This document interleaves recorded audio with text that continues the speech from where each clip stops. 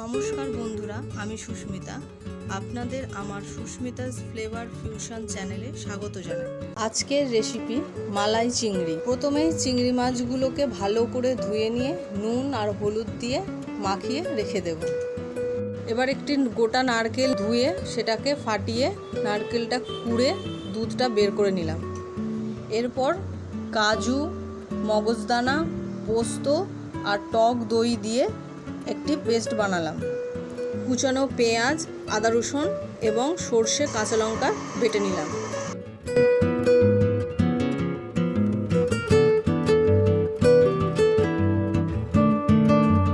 কড়াইতে তেল গরম করে মাছগুলো ভেজে নেব।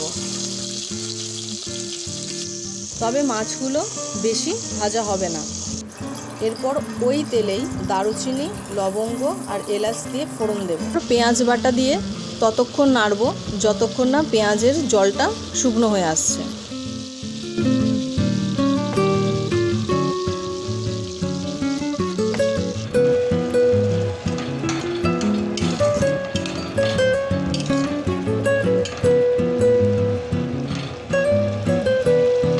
জলটা শুকিয়ে গেলে আদা রসুন পেস্টটা দিয়ে ততক্ষণ নাড়ব যতক্ষণ না কাঁচা গন্ধটা চলে যায়।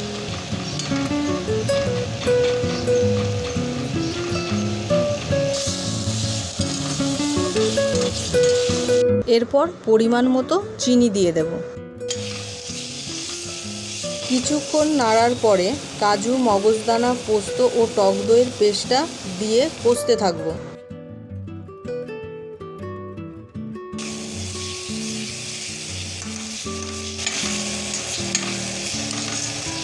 কষা হয়ে গেলে নুন, সর্ষে কাঁচা লঙ্কা বাটা, হলুদ গুঁড়ো, লঙ্কা গুঁড়ো দিয়ে নারকেলের দুধটা দিয়ে দেবো।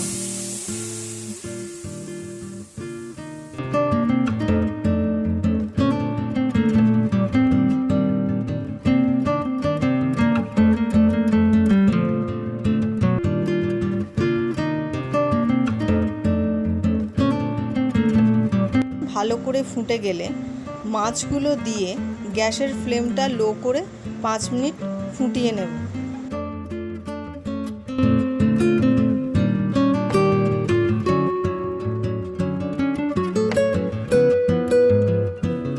নামানোর আগে সুস্মিতার তৈরি সিক্রেট মশলা ও দেশি ঘি দিয়ে কিছুক্ষণ রেখে দিলেই তৈরি স্বাদে ভরপুর মালাই চিংড়ি।